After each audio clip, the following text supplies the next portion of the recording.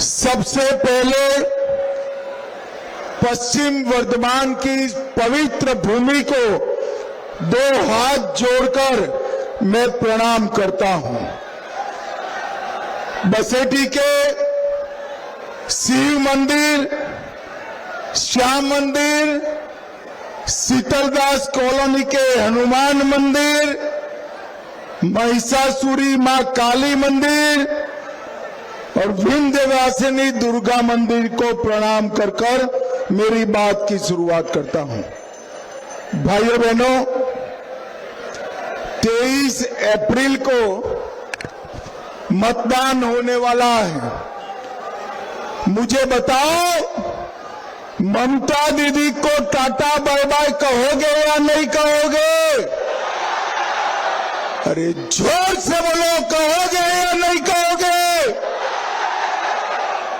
भाइयों बहनों, ममता की सरकार निकालने का मतलब है घुसपैठ मुक्त बंगाल बनाना। मुझे बताओ, बंगाल से घुसपैठियों को निकालना है या नहीं निकालना है? ऐसी आवाज से निकलेंगे क्या? जरा जोर से बोलो, बंगाल से घुसपैठियों को निकालना है या नहीं निकालना है? क्या दीदी निकाल सकती है? क्या भाईपो निकाल सकता है? केवल और केवल भारतीय जनता पार्टी निकाल सकती है। भाइयों बहनों, भारतीय जनता पार्टी निकाल सकती है। ये ममता दीदी ने 600 एकड़ भूमि जो बीएसएफ को चाहिए वो नहीं देती, क्योंकि बाढ़ लगाने का काम पूरा न हो, और फिर बीएसएफ के जवानों पर आरोप लगाती है कि वो घुसपैठ करा रहे हैं। अरे ममता दीदी, बीएसएफ के जवान देश के लिए अपना सर कटा सकते हैं, वो घुसपैठियों को नहीं घुस। आपके दिन अब समाप्त हो चुके हैं। 5 मई को भाजपा सरकार बनेगी और 45 दिन में पूरी 600 एकड़ भूमि हम बीएसएफ को बाढ़ लगाने के लिए दे देंगे। इससे घुसपैठ तो बंद होगी ही होगी, परंतु इससे समाप्त नहीं होता। भाइयों बहनों, हम पूरे बंगाल और देश भर से एक घुसपैठियों को चुन चुन कर निकालने का काम करेंगे। ये घुसपैठिए जो है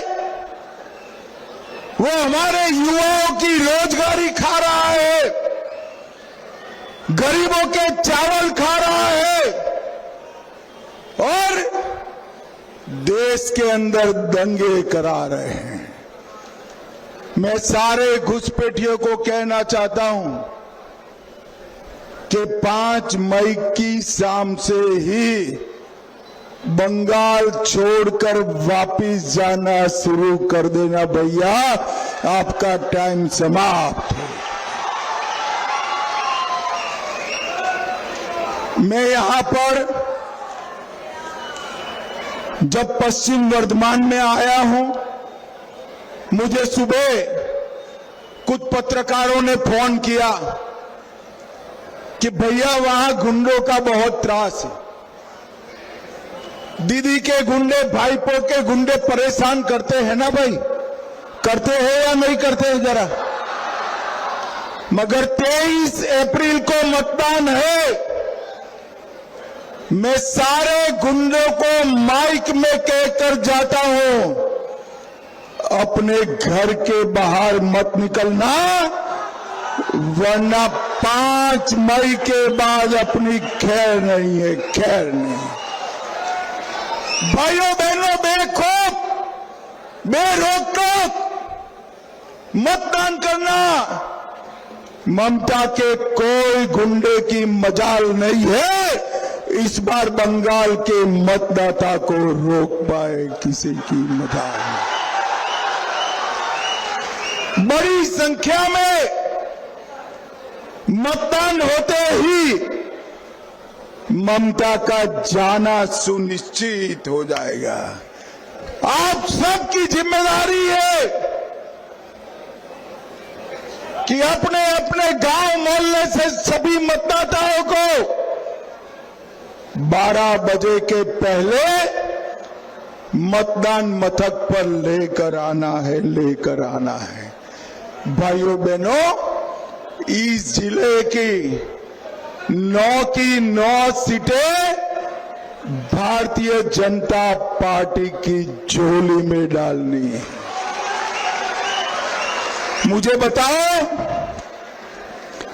आप भाजपा को 9 की 9 सीटें जिताओगे क्या? ये ममता दीदी ने